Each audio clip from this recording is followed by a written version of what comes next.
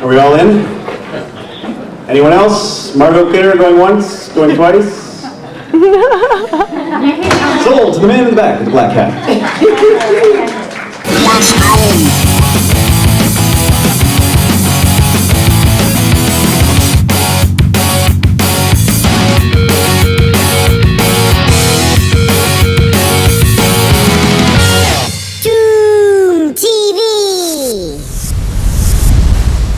Fiends, welcome to Tomb TV, episode 20. I'm your host, Tomb Dragomir, just hanging out, taking it sleazy, you know.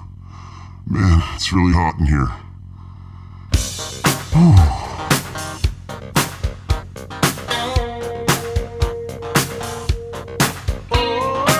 This week on Tomb TV, we take a trip into the past, yes, and witness a young Tomb discussing topics of interest with a famous film celebrity.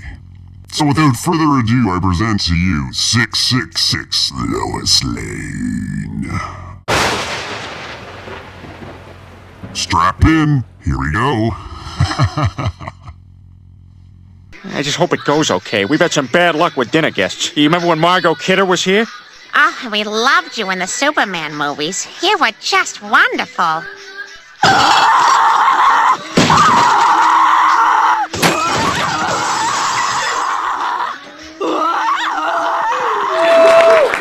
Please welcome fellow Canadian Margot Kidder.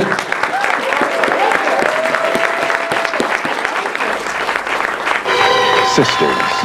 They were once one in body, and perhaps one in mind. Danielle and Dominique. One loving, one hating, one innocent, the other... What the devil hath joined together, let no man cut asunder. Well, I was cast in the film Sisters because I was sleeping with the director.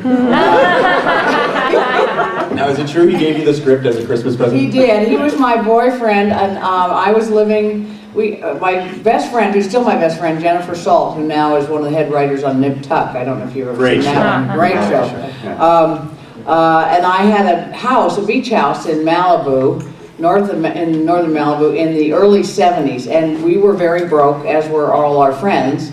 And our friends were Marty Scorsese and Brian and Steven Spielberg, who just snuck onto the Universal lot and made Duel, I guess. He was just in the process of that. And Bobby De Niro, and there was a gang of broke young artists who were determined to never be establishment, which is pretty funny, saying as Steven became ultra-establishment and I became Lois Lane. The problem with Men of Steel, there's never one around when you want one. Hey! Taxi! Taxi! New York City cab? In Toronto? Well, now I've seen everything. I'm just checking how cheesy this could possibly get. I'll go cheesy. This is Andrew Austin. I want my Tomb TV. 28 days after the Lutz family moved into their dream house, they were running for their lives. What happened to them is an experience in terror you will never forget, and you will believe in the Amityville Horror. I thought making the movie was funny. I thought it was kind of ridiculous, in fact. And every time I was supposed to be scared, the director, Stuart Rosenberg, would take this Day-Glo orange stuffed velour pig and put it up at the window and go, and it's really hard to go, ah! I cracked up. Hey everybody, look! It's the flying pig! Oink, oink. Hello, everybody. Whee!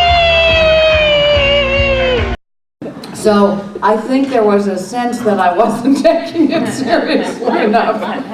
And then I got pissed off because I wanted to go meet the Queen at the premiere of Superman, and they wouldn't let me because they couldn't change the date that the flies hatched to crawl all over Rod Steiger's face. And I thought that seemed a kind of flimsy reason to not let me meet the Queen. I'm coming apart! Oh, Mother of God, I'm coming apart!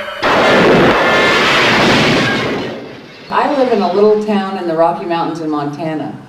And I guess I have to say I'm semi-retired, pretty much retired, and I do a lot of political activism, and I do work, speak out about mental health all over the place. What's going on over there? Wow. And what? Oh, that's Elijah Wood? Okay, Katie, I'll take you in there right after. She's in there. My niece is in there? She's in there. Oh, is she? Good for her. Oh, did you? Yeah, she's there. Oh, good. Oh, good. So I don't have to worry about my 13-year-old niece. It's time to keep it down over there.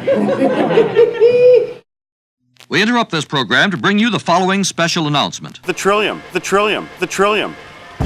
It's the flower of Ontario. And it's illegal to pick. The Trillium, the Trillium, the Trillium. If you pick them, I'm gonna kick them. Your ass. Don't pick Trilliums.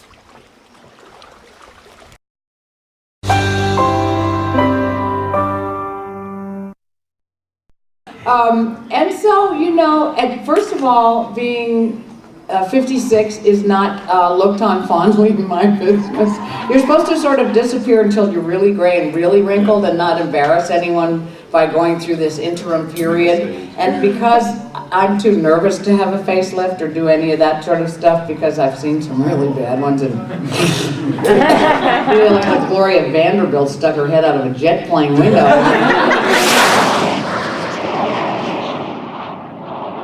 That's where I am right now, and I'm so happy to be well, and I've had 10 years now being well, and I get up every morning and go, oh, this normal thing's not half bad, and I don't get worried that the monsters are going to come out. So And you do it that's naturally, what I'm doing. Naturally? I do it naturally. The psychiatric drugs screwed me up more than they helped, so I do something called orthomolecular medicine. But I do believe, I've seen a lot of people here come up and say, kind of whisper, thank you for speaking out about mental illness or mental health, that there are very, very few, if any, dumb, boring people who end up with what we call mental illness. It tends to be creative, smart people. And so there's a lot actually of people here. So anybody who's, you know, worried that they've got a big secret, just know you're in great company. Well put. Well said. Remember those idyllic scenes out of your childhood?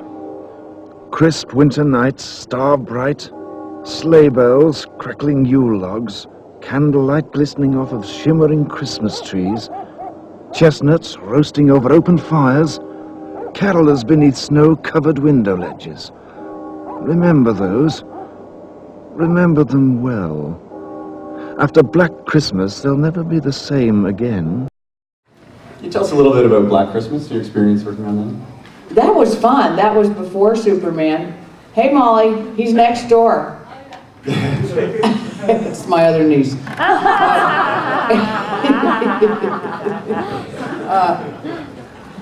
It was, I remember Olivia Hussey, who just, all she could think of was how much she wanted to marry Paul McCartney. And I don't think she'd met him, but she was sort of really in love with him. And Andrea Martin, who was just a hoot. Andrea and I got along like a house on fire, as you could probably imagine. We really hit it off. And Bob Clark, and I guess again, you know, when you're young, you don't think of yourself as a kid, but we really were kids, and we'd all load up, and barrel off to work in the morning, all us women and girls, I guess now, and just had a great time. Just really, really, really had fun together. And it was, God, 2 or 3 years before I did Superman, I think I made that, yeah. 74 to 78. Yeah, it was really fun. And again, you know, making those scary movies is very different when you're making them. Getting stabbed to death with a glass unicorn is kind of funny.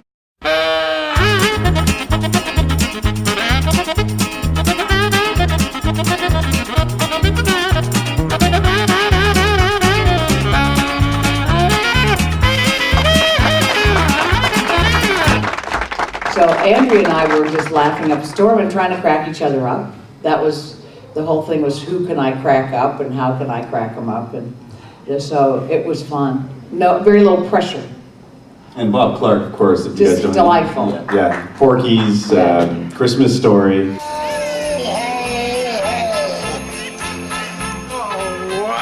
You know, this guy helming a horror film. I mean, that's going to be a fun set. Yeah, right? it was fun. They're coming to get you, Barbara. Being famous is really weird.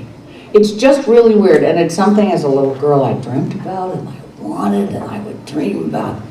I'd turn into this movie star, and then I wouldn't be a klutz anymore, and I wouldn't be flawed. I'd be this princess, and everybody would want me, and all my insecurities would go away. I mean, it's a very few happy, well-adjusted people want to be famous because they're fine the way they are.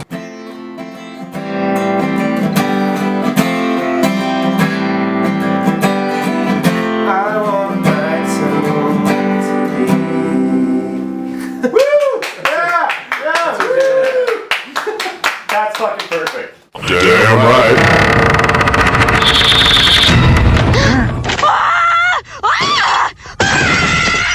Forgot my purse.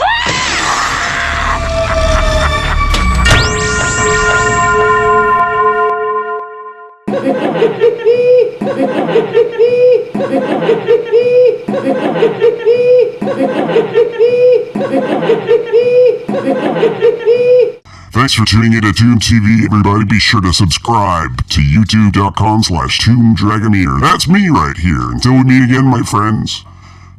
Audio.